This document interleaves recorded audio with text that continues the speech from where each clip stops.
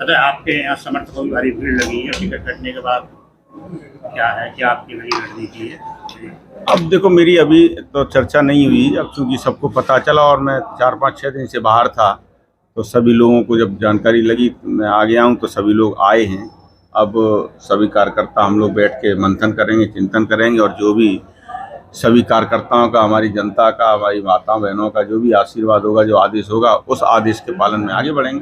Party छोड़कर जिस उम्मीद से आप भाजपा में गए थे, जो आपको बच्चे वादे किए थे भाजपा की तरफ से, वो बातों पर खरी नहीं उतरी बीजेपी। अब देखिए, अब बहुत कम समय में बहुत कुछ सीखने को मिला है। जहाँ तक वादों की बात है, तो वादे, मुझे लगता है कि वादे कहीं स्थिर रहते नहीं हैं, लेकिन ये हमारी गलती रही। निश्चित तौर पर हमारी जनता ने, हमारे क्षेत्र ने पार्टी से ऊपर उठकर हमको चुनाव जिताया था, तो ये हमारी गलती रही कि हमने उन लोगों पर विश्वास किया जिन्होंने पहले भी विश्वासघात किया था। इसलिए अब इसमें तो हम किसी की गलती नहीं मानते, हम अपनी गलती मानते हैं। और अच्छी बात यह है कि बहुत बड़ी संख्या में सभी लोग हमको संबल देने के लिए आए हैं, हिम्मत बनाने के लिए आए हैं, और अब जो लोग आदेश देंगे उस आदेश में आगे बढ़ेंगे। सवाल होंगे साइकिल?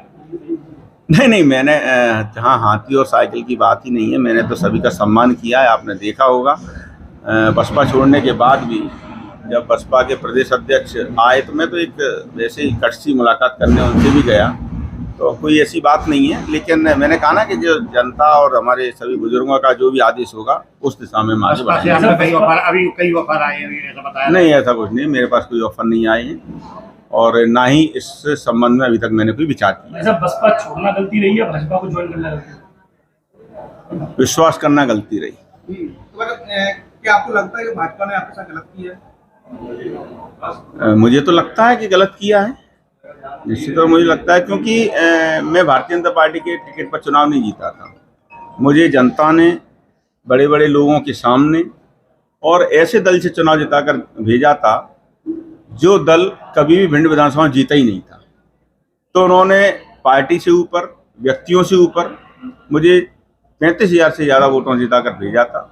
तो निश्चित तौर पर उसके बाद भी हमने ये गलती की, तो मैं अपनी गलती मानता हूँ, और किसकी क्या कहूँ। सर, टिकट कटने का क्या कारण आपको लग रहा है, क्यों कटा? ये तो जो नेतृत्व है वही बता सकता है। जी, आपके साथ जितने लोग बीजेपी में गए थे शामिल, सिर्फ आपको टिकट कटा करने लोगों को? अब ये मुझे जानकारी नहीं है मुझे इसका। आपको क्या लगता है कि आपने जो बीएसपी छोड़ दिया, आप भाजपा में लेते थे, वो निर्णय गलत था आपका? अब देखिए, नहीं, देखिए, क्या हम कई चीज़ें देख के करते हैं जो हमको दिखता है, और क्षेत्र के विकास के लिए और अपने लोगों के मन के लिए। उन्होंने भी कहा था कि नहीं, ठीक है, अगर भारतीय जनता पार्टी अगर वादा करती है और आगे आपको चुनाव देती है तो पार्टी के साथ चलना चाहिए। और इसमें प्रथम जो बात थी वो क्षेत्र का विकास था, और मैंने इतने कम समय में कोरोना की लड़ाई लड़ने के बाद भी, कोरोना का समय खराब होने के बाद भी, मैंने इतने कम समय में भिंड का विकास किया। वो लोगों को दिख रहा है, मेरे को कहने की आवश्यकता नहीं है। चाहे वो जैन समाज के कीर्ति स्तंभ की बात हो, चाहे वो भिंड में मेडिकल कॉलेज की घोषणा की बात हो, चाहे भिंड को नगर निगम बनाने की बात हो।